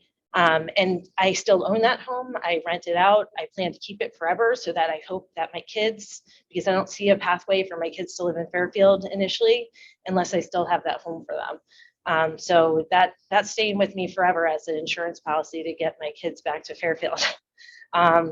So, a couple questions. One, the first one is, I was interested in the set aside, possible set aside requirements. So one concern is exactly what you're alluding to, was that if you make those too high, you just push people into 830G, right? So these, I assume, are not possible set asides until we hit a moratorium. But my concern then is we have to have some other bait, right? You have to be able to pencil out a project. So I think getting set asides to 20% in a DRD zone is a great goal, but what else do we have for that carrot? Because my worry is something like the Exide property, which right now I'm hoping it becomes a housing and commercial on the first floor and something dynamic there along that stretch of Post Road that really can connect downtown down to Southport. I'm worried is that if that is at 20%, it doesn't pencil out anymore without some other kind of incentive. And instead we have a Yale New Haven health system building that really does none of that connection for us. So really trying to understand what else is in our pocket to get to 20%. Is there a pilot deal? Is there, what else do we plan to offer in addition to the 20%? Yeah, Those things are all possible right now. Yeah. We require, for any development, 10 or more units, we require at least 10% Yep. set aside. If we were to opt that, as you said, we have to make sure we gauge that properly, so we're not disincentives. But you know, one of the things that we do is let's look at how those properties are taxed. Yeah. Assessed. Right now, they get put with their immediately put on their rolls before they even stabilize. Yeah. And that creates pretty high property tax. Yeah. Big burden. Which is good for all of us. Of course. From the taxpaying standpoint, but again, it's a trade-off. So if you Right. want this other benefit more, perhaps you need to give something on the other side. Right. We do have in our regs a density bonus. That allows people to build more than what they otherwise would, provided they set aside a portion of that. It's an incentive program. It's just not very well used because the underlying density is not enough to pencil out. Yeah. Yeah. So those are examples where we just have to take a look at our regs and maybe adjust them a little bit to make them more viable. Yeah, tweak them, but also I think identify these critical zones where dense housing does make sense. You know, where are these sites where we really don't want to see medical office and we really would like to see housing so that we can activate our connection corridors across our town and really, you know, instead of being frustrated by all the dense housing popping up in one area in ill-conceived sites, we can pull it together so that we truly have a walkable corridor. I mean, I'd love to see nothing more than the Bob's site come forward, right? You know, and get some housing and some retail in the front of that and move the parking to the back, push that pressure away from Old Post and get it and connect that downtown. But I like the idea of pushing the set asides higher. I worry with that the unintended consequences of that. We just have to really kind of think through and figure out how we can make that work. We've had some conversations with folks within the for-profit, nonprofit development community to just better understand what those trade-offs look like. Sure. And also talk to some of our neighboring communities as to what their experience is as part of what we each very carefully. Good. That's excellent. Okay. Let's see. I am not familiar with the special permit process in town. So, you know, I was looking at the map and DRD sort of districts seem to be a response to proposals right now. And how do we get more proactive with the DRD zone versus having it basically developed around a special permit process? And who are we excluding from development by bringing that kind of process into it? And just it's sort of questions of how the DRDs came to be and then what the special permit process is. That is a very interesting because as you articulated, that process is a developer-driven process. All right. What we're trying to do is to create reduce the barriers for investment. So how do we do that? How do we create a guideline that someone can look at and have a reasonable expectation for success versus ambiguity? That's always the balance between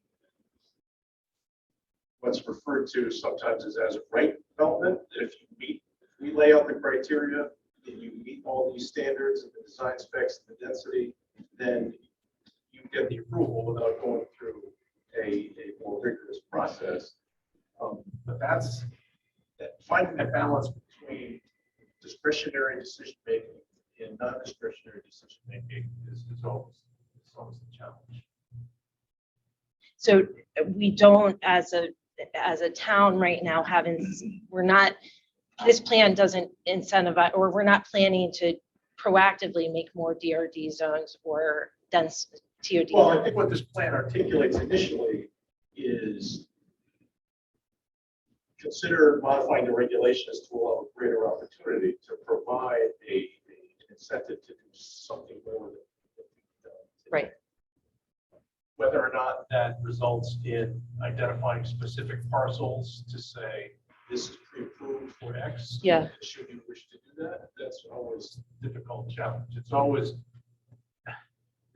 where the rubber hits the road is it's great. It's people can agree generally that maybe a greater density opportunity is a good thing until you've actually proposed to do it. Yeah. Then Yep. Okay. Next question has to do with this whole section on Fairfield Housing Authority. So I just I've been struggling with following along with the recent history of Fairfield Housing Authority and how our relationship with them has led to very controversial sites. And how do we get more proactive in sites that were proposals that make sense, that are less controversial, that don't create this wedge in our town? And just, I see we like a lot of kind of loose language around supporting Fairfield Housing Authority, but I don't see Fairfield Housing Authority moving forward until we find them appropriate sites with appropriate proposals that pencil out for them. And that's a good point. And I think we recognize that as well. And what we've been trying to do is work with the housing authority to identify opportunities to work together to put on contracts. They have site control and development. We thought we actually had such a project. Unfortunately, somebody else did. Oh, okay. Yeah. Do we have any opportunity to do land swaps on what they currently own? Land swaps. Just Land swaps. We've done land swaps before. Yeah. So I think, as many tools as we can put in our toolkit makes sense. Yeah. I just, I think it's such a shame that we've, we have bad optics in town when it comes to affordable housing. And I think the Fairfield Housing Authority has bad optics right now, just from what I've kind of observed. And that's a shame. So I would love to see us, figure out a way to let them do the good work. And, we all want to find the developer that's going to bring 100% affordable housing in, and that's them, right? So I think we have some PR work to do as a town, in terms of their work, but also. Voluntary. Actually, Mark or Eugene could kind of, just for the common folk back here, just describe the relationship, exactly what the Fairfield Housing Authority is, who is the director of the relationship with the town. Is it an official town entity or is it a private corporation? they're an independent authority. Sorry? They're an independent authority. So they're not affiliated with the town, correct? Correct, they're not town. I'm curious to know now, was the director of the Housing Authority in Fairfield, was your input involved in creating this affordable housing plan, or is there any collaboration? Certainly invited the housing authority to participate, as we did other housing providers. We made a number of meetings and provided comment. We invited them to attend tonight. I think they're involved the first time that she could attend. There's no input in terms of the draft plan that is currently out. As many people as we can get. Sorry. Okay. I mean, I don't know that there's much to react to there. It sounds like everyone has the same feelings. I don't know. I think that the challenge that any nonprofit housing authority, I put the housing authority in that category, is that, they have a limited window of opportunity to put a Yeah. Yeah. And they're frequently bidding against other for-profit developers that don't have the same, motivations in mind. So it's a challenge, and I know that they perhaps took some risks along the way, and thinking that there's certainly been good communication, I would say, between the housing authority and the town. I don't think that they've been transparent in terms of what they're looking for. But to your point, yes, there have been projects that obviously have been very controversial. That's not what we're trying to avoid. Okay. But yeah, not all those. One particular project. One thing was controversial. So- Two, right? I mean, the other project they did was largely embraced and deemed to be a good for. But they're sitting on, well, I guess just one owned property right now without any development, right?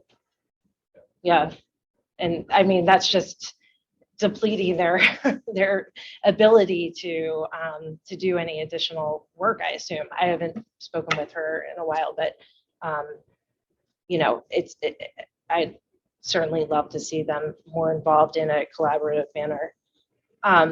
Next question has to do with deed restricted housing units. I hate seeing Little Cape after Little Cape torn down for a $1.6 million house to just be built. Instead of a smart density, smart, affordable housing, not to say that it shouldn't be torn down for something new, but maybe that's the opportunity for more units or, to take advantage of those naturally occurring units. So one question I had is, have we ever considered tying a program to the senior tax break in sort of like a buyback to try and preserve units in that regard? We have looked at various incentives. I'm not, perhaps you could provide some details after the meeting. Yeah, sure. I mean, it's sort of a crazy idea and it's not going to move the needle a ton. Crazy ideas.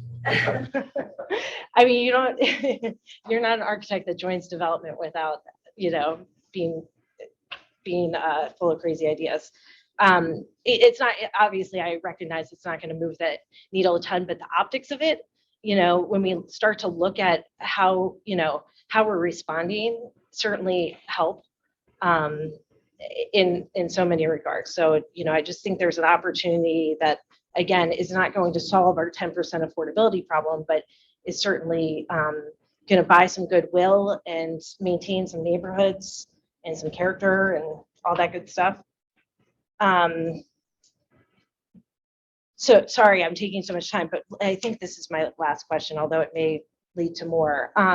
Two questions about zoning in the B and C zones. Is there any talk of expanding those or creating new B and C zones? Well, that's something we'll have to look at in our overall, we're in the process of our completion of plan of conservation development and zoning rewrite. So it's part of me that wants to say there's some areas that we might want to retract, more environmentally sensitive or floodplain districts, but there are some areas that we could consider more C zone, I think. Yeah, it's always the structure, but yeah, I think we have very little footprint of C zone that allows those not familiar with what all that means is as of right up to a 4-family house, but 1, 2, or 3 family unit done in a C zone depending on the lot size, and it's probably the zone in which we have the fewest acreage. Yeah, for sure. What are the parking requirements in B and C zones? Parking requirements don't differ between the zones necessarily, but in terms of how many units. Typically, a single-family residence is typically 2 per unit. We are in the process of opting out of the state mandated parking requirement that no more than 2 parking spaces for a 2 or more bedroom house, and no more than 1 for a 1-bedroom studio unit, just from sheer economics. So opting out, you're opting out of the requirement to reduce the parking? Yeah, I mean, we don't see, first, a single family house, we don't see a whole lot of 1-bedroom and studio units being created in a development that's 4 or fewer units. Sure. Those are going to be 2 or 3-bedroom units typically. And even without any kind of regulatory authority, from a marketing and sales perspective, most builders have 2 parking spaces per unit anyway, just for market demand. Yeah, so what's the requirement though for 2, 3, and 4 family units right now? It's 2 per unit. 2 per unit. So if there's a 4-family, they're required to have 8 parking spaces. I can't think of a single 4-family house in town that has 8 parking spaces. Problem, well, I'd have to think about it. Yeah. But So a lot of those, many of the older housing, like 3 or 4 family houses, many of them were built before cars. right, but Because we that's don't have that much. so that's where my concern comes in, though, is we're going to lose that affordable housing stock because of our parking requirements. Because those 100-year-old houses are very soon going to get torn down. You know, there's one on the market on Riverside right now. No doubt that's going to get torn down for a single-family home, right? It's a 2-family. I don't know what the parking requirements are there, but I really implore the commission and the Affordable Housing Committee to take another look at the parking requirements. You know, Depends on how you design it. Most new construction is gonna have, those older housing stock don't have garages. Like I said, they were. Yeah. Cars were covered. And new multifamily housing is typically structured so there's a garage under it, and living space. But that's not what we want, though, in middle housing. We want middle housing that, you know, we don't have to take up half the lot for an asphalt driveway. So I think of my house on Roanoke Avenue. I don't have a driveway there. You know, it's communal parking along the street. Some of the houses do have driveways, some don't. But I really struggle with our ability to create smart density, which is this middle housing density, if we don't take a really hard look at our parking requirements. I don't disagree, Yeah. and that's an example of probably a housing development in that neighborhood that folks generally like. Yeah. That couldn't be produced today under a current regulation. 100%. And I'm willing to take my own time and offer my services to do a zoning survey in town to look at all the multifamily, all the multifamily zoning. Recording, right? What our parking is, because I think we're making a big mistake there. Yeah. Parking does drive a lot of development. Parking is I will tell you from a multifamily aspect in our cities, the changes that the cities have made to their parking requirements have allowed us to do better development. I'm not saying I want that development here in Fairfield, but I think we really need to think about what development we do want and make sure that our parking requirements do not prevent. Yeah, I don't disagree, but I would argue that for an existing 1, 2, 3, or 4 unit house that might be sold, I would argue that it's not what we would require for parking that's going to dictate what somebody ultimately does or doesn't do. If they're demolishing the existing structure, it's because the underlying land value is so high in comparison to the value of the existing structure. Well, in some cases, but you know, our housing stock is aging and houses have a lifespan, right? You know, how many antique houses do we still have that haven't been lovingly restored by somebody who very intentionally restored them? I don't see that happening with our 100-year-old, you know, multifamily housing stock. At some point, the land value is much higher than the land value plus the restoration value, or the land value plus new construction value is much higher than the restoration value. So it's going to get knocked down, but then our zoning regulations don't allow for, in the same way that, you know, the ADU regulations get tough if you don't start to look at certain requirements in terms of lot lines. You know, there's a lot of places in towns that would have a great ADU opportunities, but you know, every house in my neighborhood wouldn't be able to be rebuilt in the current zoning regulations. So, you know, I think a deep dive, and then we're getting off topic, but it does relate to affordable housing. I think a deep dive on our current non-compliant zoning stock would be a big eye opener in terms of what we need to do going forward to meet the goals of the affordable housing plan and the desires of the constituents. Thank you. Let me just mention, Alyssa, the Affordable Housing Committee meets once a month, and it's open meeting on a Wednesday night if you want to attend. Okay. No? Wednesday nights every month. Yeah. Third Wednesday, right? Third Wednesday, yeah. Second Wednesday. Second Wednesday. Second Wednesday. I just want to add also is, you know, the game plan that we're going to be putting together is going to be entail a lot of work. And we really need help from the community to supplement the resources we have on the Affordable Housing Committee. So as Steve said, coming often is really helpful, and we will really embrace your contributions and ideas. But we really need to develop a structured environment to make all this work happen. It's about really approaching things very systematically. And one example of that is this land evaluation, this evaluation of town-owned land. Mark's given us a spreadsheet that has all the town parcels, and we're trying to slice it and dice it, look at it very systematically in terms of where the potential opportunities are. But it's going to require some work, and it's rolling up our sleeves, and we could really use additional resources beyond those that are formally, not named to the committee to be part of this process. Big effort. So is there anybody locally, any town locally in our bandwidth that is doing it the right way, that we can, design by theft is still, getting it done? I mean, is there somebody to emulate? I don't know. Is it Darien? Is it Greenwich? Is it Wilton? I have no idea. But, where do we get some ideas? I mean, I hear you, and, my husband, we'll try to show up when we can, but I'm working and, whatever. But there's got to be somebody that's a specialist, and somebody had to do it right. Somebody has a new game plan. And well, we have a great plan, I think, and we have a great consultant, and we have great staff and great leadership. We have a great plan, but the issue is working the plan. Is rolling up our sleeves and making it happen, and looking at properties and making individual decisions and bringing it all together. It's working the plan is where we need the help. We do share ideas. We borrow concepts and ideas from other communities as they have thoughts. Not everything translates from one community to the other. We're somewhat different. We're not the same as a local. We're the same. But some of the ideas like the housing trust and the inclusionary zoning, for example, were driven by other communities. But we might have comparable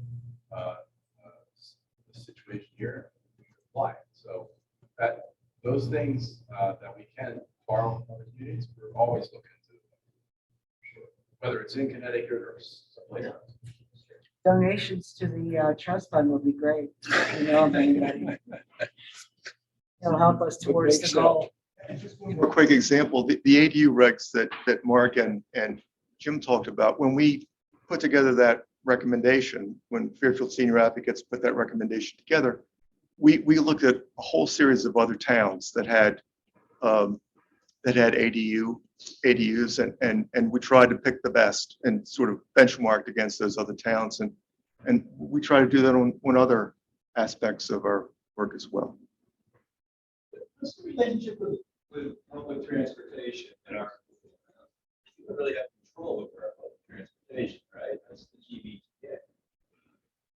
Just one comment on that. If you look at there's a map within the plan that had a variety of different overlays that, okay, here's where walking distance train or and bus line was one of those criteria. And I think the idea behind that map is the more intersections there are with those criteria, the more likely that site might be suitable for greater density.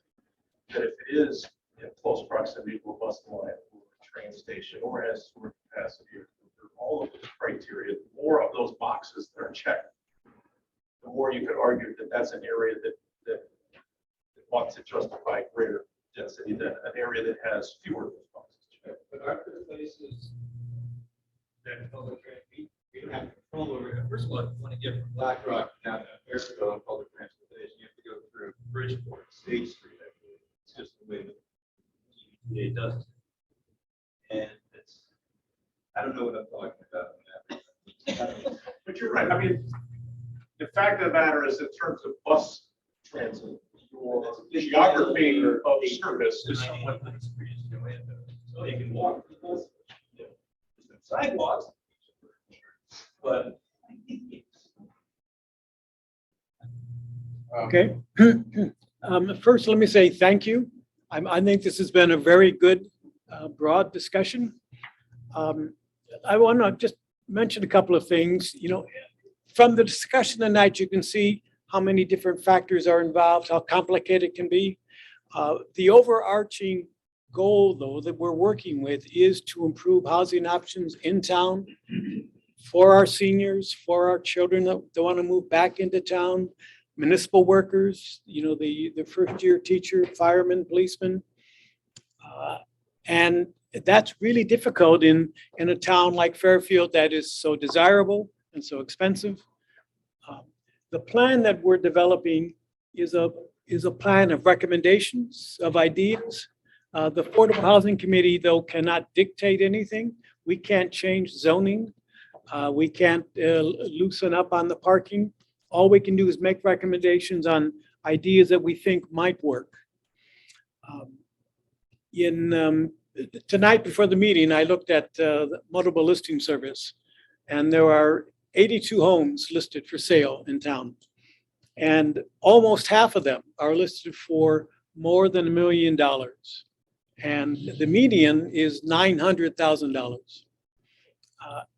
You can see there's a big gap. You've got $1,300,000 to afford that kind of house.